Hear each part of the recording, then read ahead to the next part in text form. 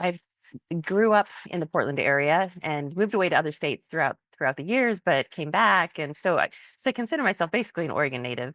And it was only about maybe a dozen years ago that a friend had shared with me about asking if I knew about the Shanghai tunnels. And I said, no, I've never heard of those. And she talked about because it was on a ghost hunting show. Of all things.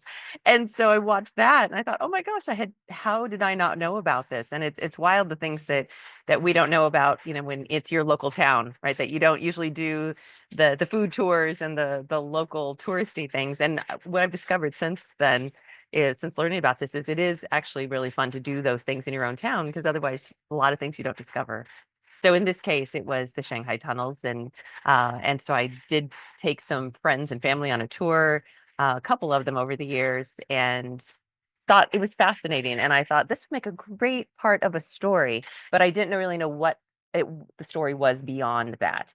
And so it kind of just settled in my mind and percolated, and I tucked it away as an idea for future. And my editor actually said when I brought it before as an option, she loved the idea, but again, I didn't know what the story was.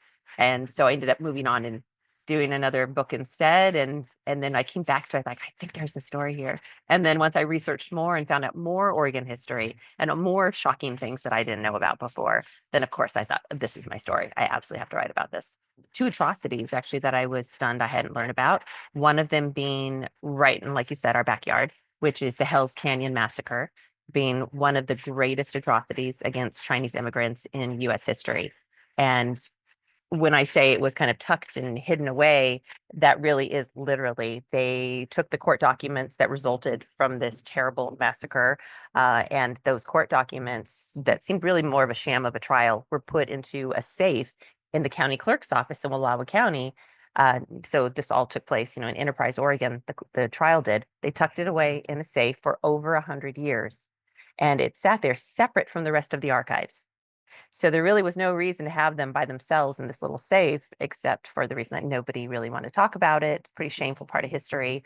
There were people tied to the court case that were, family members of the men who stood trial that were pioneers of the town. There was a judge, there was a teacher, there was a doctor. So people that didn't really want to be sullied by all of that. So it did get tucked away for over 100 years. In 1995, that safe was donated to the county clerk's office and was donated from the county clerk's office to a museum. And at that point, it was revealed that they were in there. So that's when it came to light. It was published in a few newspapers, but really, like that's going to go by very quickly, and not a lot of people took note of it. Being Shanghaied, so a lot of people are familiar with the colloquialism of just using its slang for being kidnapped. So if they are curious more about where the term came from, which I was fascinated by, it was used then during the 1880s, for example. That was kind of the prime time that it was being used, that people were being kidnapped. And when I say Shanghaied, it is typically a sailor or an able-bodied man who was in port. A lot of people wouldn't know maybe who they are and wouldn't miss them if they were gone, would have some ale at a pub or saloon, and that would be drugged. They would wake up then on a ship, as the story goes. They would be sometimes out to sea, and they figured out that they had been drugged. They were sold to the captain for $50 a head, which at the time was, of course, a lot of money. And it was for short-handed crews. So a captain would gladly pay for that, and then they would have to work their way off. They've already been paid for. So they've been sold into being forced labor. So they would be told at that point, you have two choices. You can either work your way off because you're already paid for, all the way to a place they would say in quotes, as far away as Shanghai and back. And that could be a 6-year round trip, which was very common, and work your way there and back, and then we'll let you off, or you're just a drain on resources. So there's no reason to keep you around except to toss you overboard. So the choice is pretty clear. So Portland was known at the time as the Shanghai capital of the world.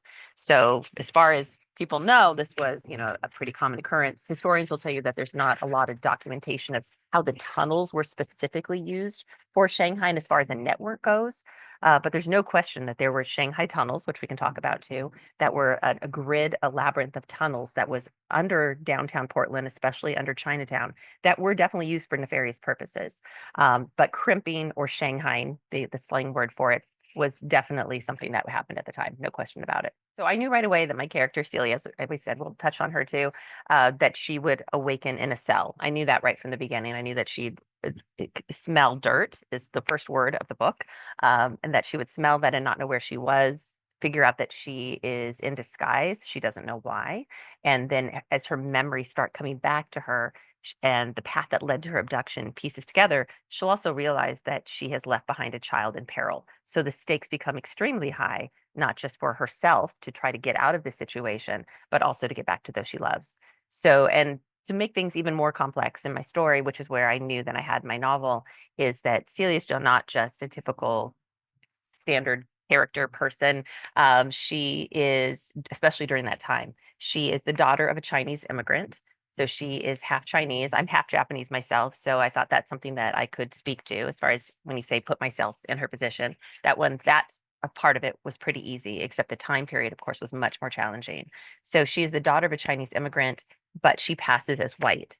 So this is all, of course, during a very anti-Chinese time with the Chinese Exclusion Act. So many dozens and dozens of laws being put on the books against the Chinese. Things like, when we talk about a court case, things like not allowing them to even testify in a trial.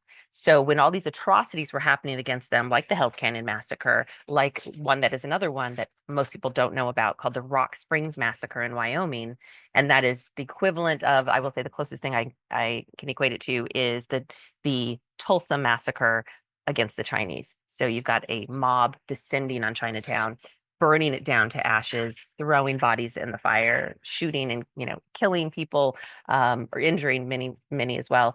And when nobody steps forward, you have Chinese people who saw it too, who are not allowed to testify. So in my case and with my character, I thought, what an interesting time to put her in, where she has, the she can pass as white during this anti-Chinese time, but she's carrying then kind of a relief with that, but also the complexity of also some shame and guilt, and where her father can't do the same thing, and not being proud of her heritage at all during that time, and then kind of figuring out through the course of the story about her identity and what that means and who, what she stands for, but also who she really is in deep inside. So, and then she's a woman though during a time that is not the best time for women either.